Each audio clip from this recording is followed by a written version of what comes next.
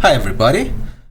In this video we are going to go through a process of uploading the data and making sure that it looks the same on Sketchfab. So at this point we built our high-res 8K octopus mesh. So under our props, octopus, so 8K. In a previous video we've already executed the whole deployment state and stage, and at this point we have our model with the dummy material with a set of textures that we can now directly upload to Sketchfab. And I use Sketchfab as an example, so it could really be any other PBR compatible render, but I'll just show you this particular example because we already have a lot of similar props, and this prop that's been scanned at this point over the years, maybe a dozen of times on Sketchfab available as well. So let's first open our preview model in Blender, and we'll use it as a reference. So let's we don't need those cameras, and we'll try to set up a similar sort of looking scene but in Sketchfab. So switching to Sketchfab, I already have Chrome open here, and let's hit upload, and we want to drop all our files in here, but usually I like to just zip everything so it's easier to manage later. Then let's go ahead. This readme file, this is just something we generate by default. You don't really need it, but it has one useful thing that we usually use for description. It also gives you automatically calculated dimensions of the prop and what your resolution is per pixel. So we don't need to upload that, but we want to go ahead and create an archive. Add to archive just a regular zip deflate file and call it model.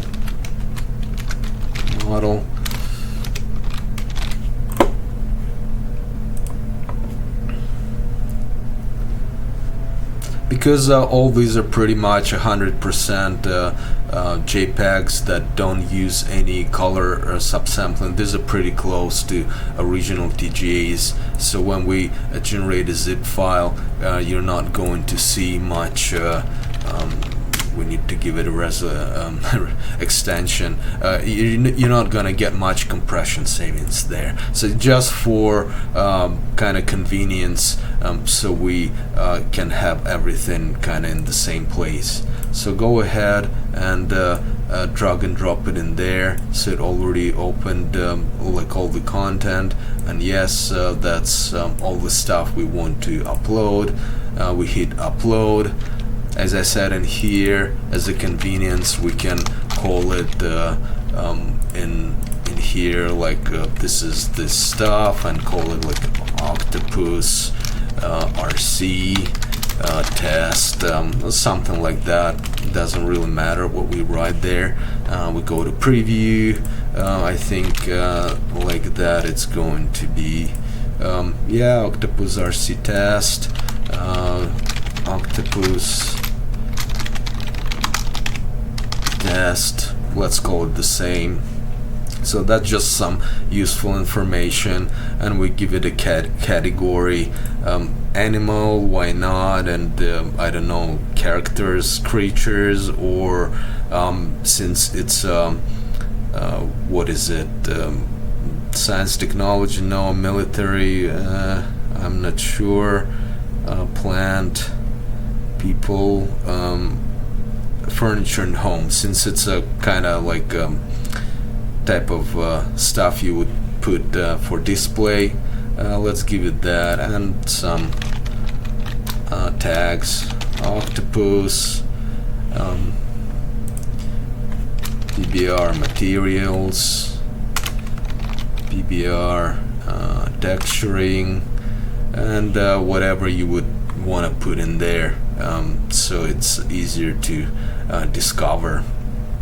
At this point, everything got uploaded and we're just waiting for the initial processing to finish. Download, for now we'll just leave it as is. No download. Allow comments, why not? Texture inspection, sure. No restrictions. Let's just save whatever we edited there. And at this point we just have to sit and wait until this thing is done. If we go to view model, it's still working on it. So this might take a while.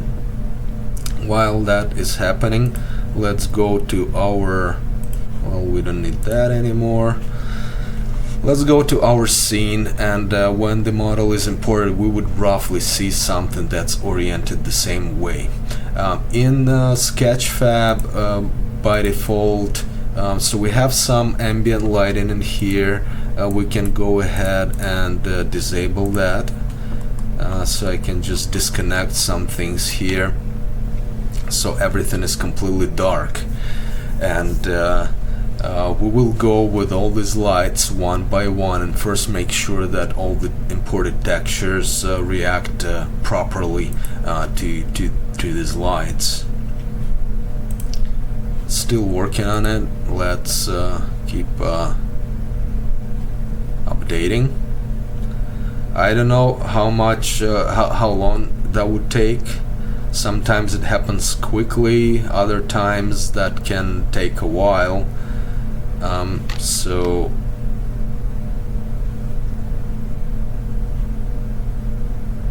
we'll have to keep an eye on it. But the idea here is that we would go to our shader, object shader. Let's go back, and what we would want to do, we would want to set up light in the same sort of going from the same direction, and we'll probably disable our specular and first focus on diffuse and make sure that, for instance, our lights here, they have a particular intensity, like 3.2, all of them. When we do setups in let's say elsewhere, we have multiple options there. So we'll first set our diffuse albedo to just upload texture, set it to 1. Oh, there you go. So we're almost we got our initial upload. Obviously here things will look quite a bit busted, so that's not a problem.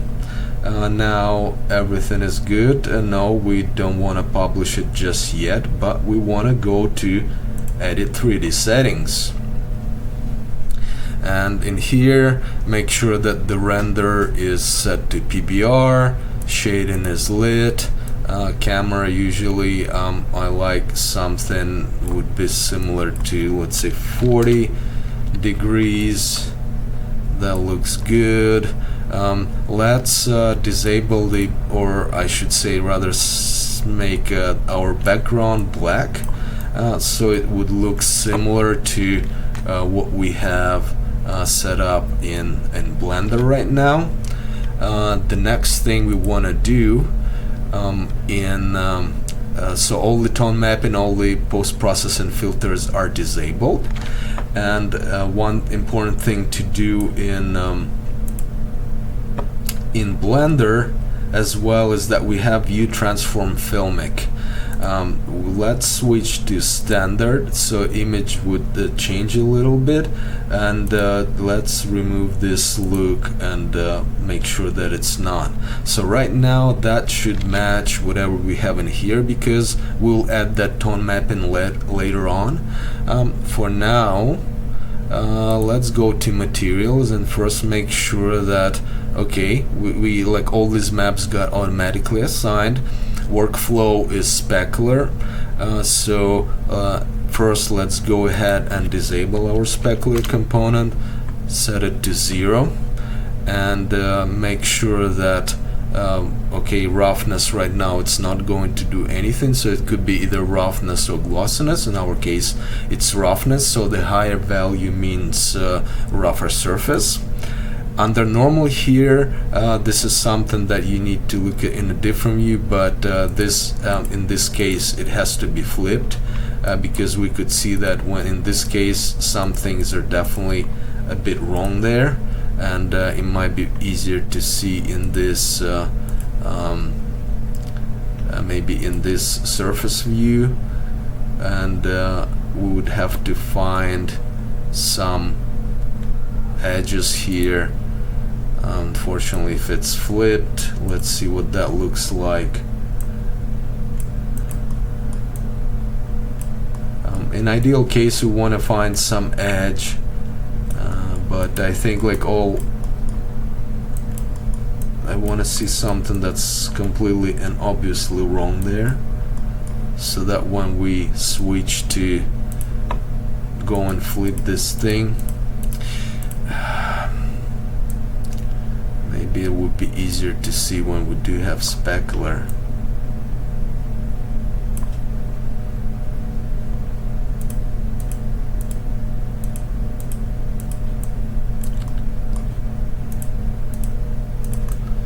I think it should be unchecked. Yeah, like these parts of the tentacles, definitely they look busted. For some reason on this model it's harder to see, because I'm trying to find these edges, and usually in those cases it would be obvious, or we can refer to it would be more obvious once we compare directly, set everything up and compare directly to renders, then it would be more obvious. But I think you can see it. Yeah, so this kind of dimples or whatever, little things there, so here it looks all good, and here it's all busted. So yes, this thing is unchecked. Let's disable that specular and enable our diffuse back. There you go. So we got our model here. Ambient occlusion, we also like to apply that to specular. In this case it's disabled, but that's fine. Emission, it got enabled for some reason. No, we don't want any of that, and the rest seems to be good there. So the next thing has to do with lighting, and by default all lights are off, and it uses this environment map. Since we don't have any environment in here, let's turn that off, and everything went black. But what Sketchfab offers is just this individual light sources, just point light sources. Our lights, if we look at them, it's pretty much just white with some intensity. Again, these intensities, when it says strength or something, they might act differently in different software packages. Like in here it can go quite a bit up, but it would be hard to tell whether it's like we use the same stuff, it would do the same thing. Anyhow, let's enable shadows, and the trick right now is to align these light sources. As you can see, there's no way to enter any values, so we try to approximately make sure that the model looks sort of similar. Sometimes it also helps to just align this windows so that it's better to do it, but we'll do it as kind of eyeball it. So let's rotate this light source until all shadows disappear. So it means that it's roughly going to be the light is gonna come from the same direction. And again, for some reason people make all these gizmos so you have to be like pixel perfect even though there's nothing around. But does it look about right? Well, I guess it's close enough, I would say. and obviously, so this is where it gets tricky. So not tricky, but how we handle these materials. We set in our Blender we had strength 3.2.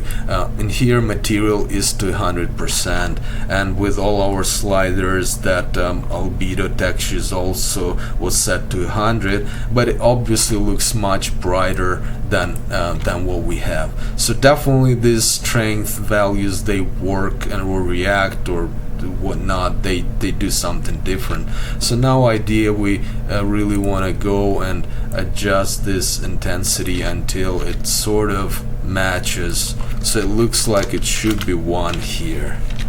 Yeah, and that looks pretty close to me. Again, because I'm recording the video, the screen resolution is not that great. Normally with high resolution, when it's in high resolution mode, I would either align this to images so that you can quickly switch like that between them and have see the difference, or put one next to the other. Here we'll just do it this way, that's fine. So 1 looks good, so we'll have it at that. So that's our diffuse. And now let's set up our specular, make sure that all that looks correct. Let's disable diffuse here. So this is what we should have in our specular.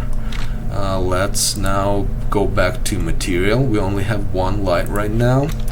Let's set albedo to 0, but specular to 1, and adjust them until they look. So definitely this thing over here, so it will become more smooth. So it's good, except for it might be a little bit bright, and so we'd have to go and almost like that, so like around 0.36. Probably that's close enough. Maybe some difference due to the angle or something, but I think that would be pretty close, I would say. And what else? Now let's add another light. Go back to diffuse, enable diffuse here. Enable diffuse in Blender. Okay, that looks pretty close to me. And now let's do the same stuff for the other light. Light number 2. Also cast shadow. Go to light 2. This one is from the side. We're up from the bottom. So let me try and align the same way. And now this light, let's move it around.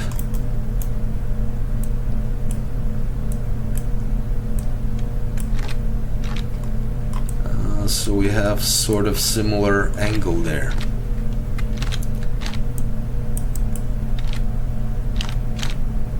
Not close enough, maybe like that. Okay, let's call it close enough. Now let's move it until all those shadows disappear. Yep, I'd say good enough. So this is a directional punctual light source, so it doesn't have any footprint, and those would be some minor differences between these lights, because when we go to this Blender one, they're more physically correct, so they have some footprint and angle, and that usually would affect your highlights, as you can see, your perceived roughness of the surface as well. So don't let that throw you off. So let's go to light number 3 and do the same thing. So this one is a bit from the back. Do the same stuff. Yes, intensity 1, cast shadow. Where is that? Oh, it's almost where we want it, just a bit like that. So something. So when I just move it around like that, it doesn't do anything, as I said, because it's a directional light source. And I'm just trying to see.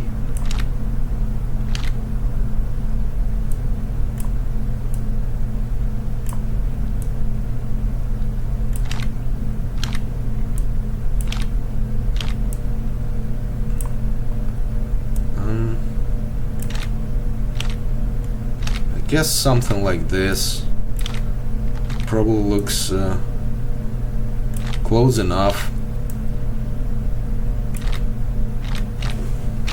Yeah, I'd say leave it at that. That looks close enough to me. So we got all that stuff here and there. And now let's enable all our lights. They all cast shadows. That's what it looks like. Let's switch to materials so they don't occlude the screen.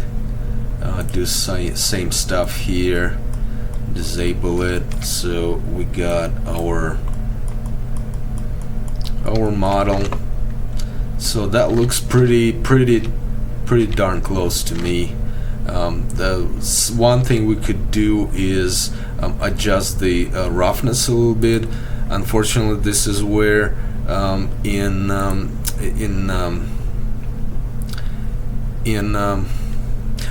that might be due to that footprint of the light source. And unfortunately, in Sketchfab, you see you cannot drive the sliders past the 1. Like I cannot enter like 1.4 something. So in these cases, sometimes it happens. Sometimes it's useful to then go ahead and adjust that texture a little bit. In this case, I can do just as a point, like a bit the opposite, where make this one smoother to match that one better. So I adjusted a little bit. So it helps sometimes to before uploading for renders that don't have that functionality, before uploading pre-adjust the texture a little bit, so you have a bit of playroom here when you try to make it look the way you want it. So we've done that. Another thing that we would do on top, as we've seen here before, usually when you have these shadows and something is completely like black like that, we don't like those areas, and you always want to have some ambient light here. So in this case, we just have just a flat regular color. In Sketchfab, we could use one of these predefined maps, but just remove all shadows and key light, but adjust intensity just a little tiny bit, so we don't have like completely black stuff there, and that usually would look much better and more realistic. So at this point, we're not using any post-processing or anything. Let's hit save. In reality though, most of the images you see coming from cameras, all the movies, all the people would do what's called tone mapping. In this case, all the tone mapping is disabled, and you get this sterile kind of flattish looking images. So in this case, we go ahead and start making it a bit more like interesting and more cinematic. So one thing that helps a lot is what's called screen space reflections. When we do ray tracing and things like that, usually all that is done automatically, but as a rasterizer effect, this essentially helps us to remove some of that specular that comes essentially from the environment and some things that the object would cast reflection on itself. So that helps tremendously to ground the whole image and make those things look more consistent. So we want to enable that. SSIO, you can, or it depends whether you would want to use it or not. Sometimes you might want to use it just for aesthetical or whatever reasons. Technically, when you use path tracing, you wouldn't use stuff like that. So in here we might enable it just a little bit, but it's really not necessary. Grain, again, if you want a bit cinematic, we can add a little bit of that. Depth of field, we can skip it. One thing that's specific to Sketchfab is usually when, as you can see, we move around but we don't see any jaggies there, and it uses what's called temporal anti-aliasing, where it renders that image over time. However, one problem there, if it's not done 100% correct and very rigorously, you end up with basically sharpness issues if the reconstruction filter is not correct, and that seems to be the case with Sketchfab as well. So one way to overcome that problem is to add a little bit, tiny bit of sharpness to recover those problems that are induced by the way they implemented this temporal anti-aliasing. Okay, we've done a bunch of modification. Let's make sure we save all the settings so something doesn't break there. Chromatic aberrations, again, some added, some not. The same with vignette. In this case, we could add a little bit of that, just a tiny, but again, it's not really necessary. Bloom, that's a useful thing to have on some of these shiny things, but in this case it's obviously just too much, and it helps to sell a little bit of that as we move around. It creates a bit of kind of halos around areas that are really bright, and it helps to sell this effect that it's a really shiny material in the surface. So again, you don't overdo it. It needs to be just a tiny bit to add that extra degree of realism to our model. And the last thing, we're not gonna do anything with color balance here, but the last thing that's important is tone mapping. By default, it's linear. It means that when highlights go too close to white, they just stay white and everything gets clipped, so we lose all that detail there. One thing that very often nowadays used pretty much everywhere in movies and games is what's called filmic curve, that allows to essentially, it crushes blacks a little bit. It also adds a bit more roll off towards the highlights, so some of that information is preserved there. And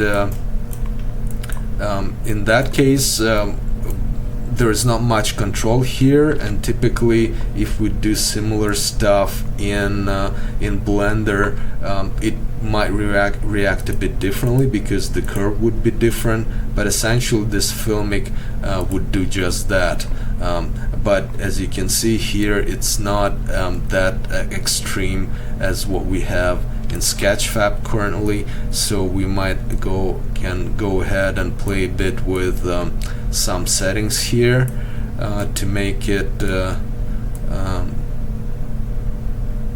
look a bit closer to the, again, at this point they're using different methods here, so I'm just right now trying to play around, trying to get as sort of close as possible, even though for instance here in Blender we would start playing with contrast curves, and for instance when I get something like this, then this thing would start looking pretty much the same, even though in this case it's definitely overdone contrast. But again, some stuff are not implemented the way we normally would do it in VFX or games. For instance, these controls, they operate in linear space, and so they're pretty much, this contrast is quite useless here, but we get pretty close to that.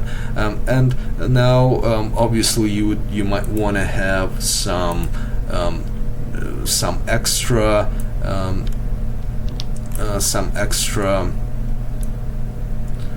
background there, intensity, so it doesn't look like it's in complete darkness.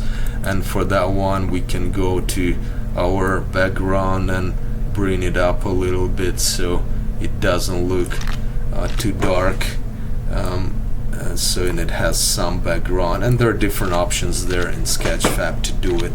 So right now it might be a little bit brighter than in Sketchfab, but than in Blender, but we can get them to look pretty close, adjusting also this background there as well. So I think at this point they look pretty close to each other, what we got here in Blender and what we got here in Sketchfab. So I can go ahead and do save, and the model is saved. One last thing that we would want to do here probably in Sketchfab is to add that bit of kind of AO shadow under it, and that's under lighting. We go ground shadow, bake AO, make sure that it's close to the model. I think that already looks pretty good. Maybe less intense, point like 95. That's good enough. So we save it, and one last thing that we would want to do is to exit from this mode and set up our original framing. So something what we would go into when the model is loaded. In this case, it's more useful to resize the window until that overlay sort of has similar size. Come on. See, do like that. Let's say that's close enough. And what I want to do, try to center it, then rotate it and make sure that it's still centered there. That's good. From this point, that looks centered. And let's finally find some good initial view that we would want to have. Maybe something like that would do. Yep, let's click save, and we got our model. So now if we update the window, it will do this nice animation. We'll wait until all the textures are loaded and the model is loaded. One thing also when we're doing this test, to make sure that we're running some high quality, for some reason right now it doesn't show that, probably because my screen resolution is lowered for video capture, but normally you would want to make sure that it's loading HD textures there. But in this case, basically we get our model without post-processing, with post-processing. This is just our albedo map, our specular map. Here they call them glossiness and it's inverted, but essentially it's what we uploaded as roughness. Our normal, our AO map, that's also used for masking a specular component from the environment as well. Matcap with that surface information, that's good to look at and make sure that everything is good there and there are no the flip Y channel problems here. The wireframe, we exported in 1K mesh. It's more than enough for this type of model on the web. Normals, our UVs. Obviously, for a higher quality one, you might want to do all that UV unwrapping by hand, at least specifying those seams so you don't have those little tiny charts all over the place. But overall, this is pretty much it. We got our model, and at this point everything is tuned, and we can go ahead and say publish. and at this point this model will become available to everybody with a link, and it should be published, and the link to that model will be in the description as well. So I think that covers our Sketchfab setup and the whole process of kind of calibrating and making sure that everything looks correct and similar between different packages. And I will see you in the next video.